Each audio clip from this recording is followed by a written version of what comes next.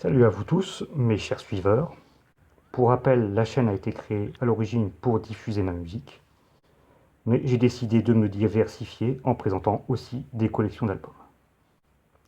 Et là, je vais faire un peu les deux en même temps, puisque je vais faire la promotion de mes propres sorties. On n'est jamais aussi bien servi que par soi-même. Le but est aussi de partager ma modeste expérience pour ceux qui voudraient fabriquer leur propre sculpture. Les deux albums en question sont là. J'ai retiré les boîtiers cristal parce que gérer les reflets pendant qu'on filme est une véritable galère. Tout d'abord, les pièces en papier sont imprimées sur une seule face avec les repères pour découper ou plier. Comme ça, il n'y a pas de problème de cadrage. J'ai ajouté une marge, c'est-à-dire que les pochettes dépassent au-delà des repères de découpage. Et avec ces marges, même si on ne découpe pas parfaitement droit, on ne se retrouve pas avec des parties non imprimées. Je précise que découper parfaitement droit est en fait très difficile. C'est donc une précaution bien utile. Voilà ce que ça donne pour la pochette avant du premier album. Elle se réduit au logo du projet, le nom Torgao avec la typographie que j'ai dessinée et les 4 carabines M1 stylisées. Ça illustre bien les thématiques Seconde Guerre mondiale et guerre froide. J'ai fait le dessin au crayon, j'ai numérisé, puis inversé sur Paint avec quelques retouches. Pour le livret, même technique d'impression, mais avec des lignes très claires pour savoir où découper et où plier. Il y a les paroles et les explications sur le nom du projet, mais je ne m'attarde pas. Tout ça est présent sur le site Bandcamp. Le lien est sur la chaîne. Il y a mon ancien pseudo qui faisait référence au paganisme, mais je l'ai changé entre-temps parce que je n'aborde finalement pas cette thématique. Le CD lui-même est un RW que j'ai gravé. Je n'ai pas cherché de label pour faire presser. J'ai utilisé, pour illustrer cette galette, un autocollant du commerce. Alors, il y en a 2 par feuille A4. Il faut juste bien placer le texte à imprimer. On retrouve donc le nom du projet avec sa typographie et le nom de l'album qui est le nom du projet car c'est l'album éponyme. Puis les titres. Je ne les ai pas numérotés parce qu'il n'y en a que 4.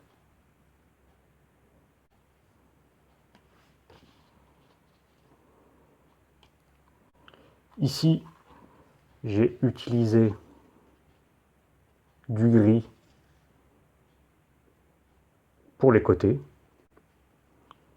du noir pour la face arrière et du rouge pour l'écriture. J'ai choisi des couleurs différentes pour les côtés et l'arrière pour pouvoir visualiser facilement la ligne où il faut plier.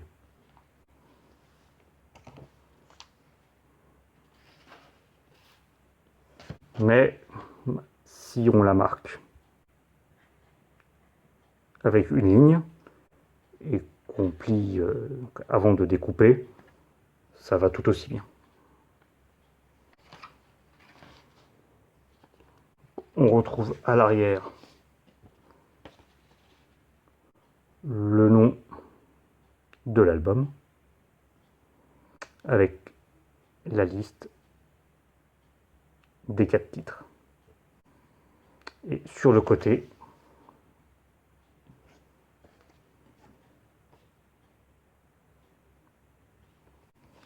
Je n'ai mis que le nom du projet, comme c'est l'éponyme. C'est bien pratique pour le retrouver dans l'étagère.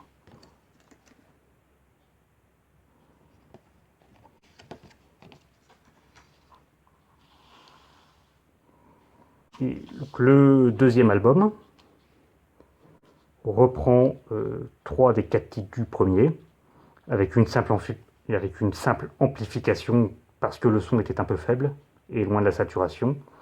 Et on retrouve un titre, le premier, qui a été réenregistré. Il y avait des fautes d'anglais dans le texte, et comme j'avais enregistré les instruments et la voix en même temps, je n'avais pas le choix si je voulais corriger. Et le son est différent parce que je n'ai jamais réussi à retrouver mes anciens réglages. Pour les couleurs, j'ai opté pour le noir et blanc. Ça facilite la logistique pour les impressions et surtout, ça respecte les codes du true black metal. J'ai gardé le même logo, mais finement retouché à la tablette graphique. Et j'ai organisé la pochette comme celle de Hell Awaits, Raining Blood et South of Heaven, pour lesquels on retrouve le logo de Slayer avec le pentacle et les 4 épées dans le coin, en haut à gauche. Et le reste du visuel a été dessiné à la main, numérisé, puis fortement retouché à la tablette graphique. Dès que c'était possible, j'ai utilisé le gothique pour coller à l'esthétique du black metal. On a donc le titre de l'album, Endlöser Weltkrieg, en gothique.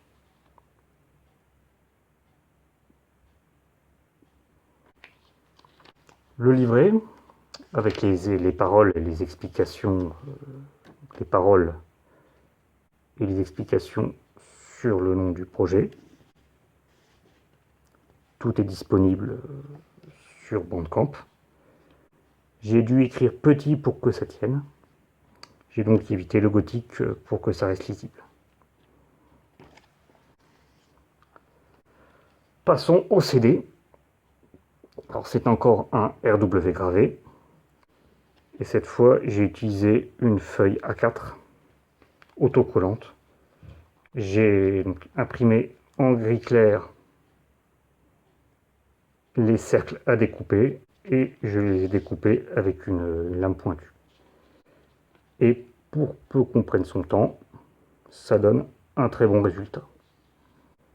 Alors, toujours la même typographie pour le logo Torgao, mais beaucoup plus soigné grâce aux retouches avec la tablette et le nom de l'album en gothique.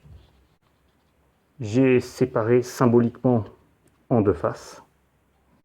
Alors, on a eu Side Black et Side Metal avec Venom, Side 6 et Side 66 avec Slayer, Side Evil et Side Darkness avec Bathory, Side Fuck et Side Off avec Mayhem, Side 8 et Side Winter avec Burzum, Side Kill et Side Yourself avec Silencer.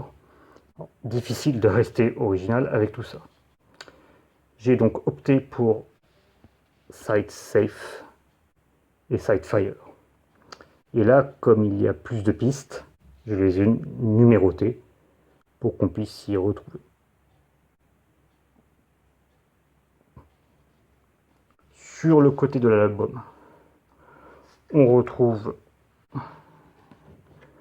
le nom du projet, suivi du titre de l'album, en majuscule non gothique, pour qu'on puisse facilement retrouver le CD dans son étagère.